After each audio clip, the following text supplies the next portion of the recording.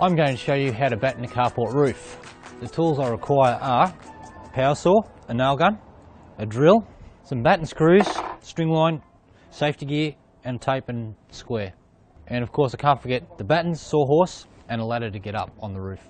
We're doing graded battens, so eventually when we put the roof on there will be fall and the water won't sit on the roof. First thing we're going to do is measure out where our battens sit according to our plans. The next step is I'm going to run a string line from this high side down to the low side. Okay, now I've got the string line through, I'm just going to measure from the string line down to the top of my rafter. That'll give me the height of the batten as they gradually go down. I've transferred my measurements of where my battens are going to sit onto my first rafter. I've measured the heights of my battens.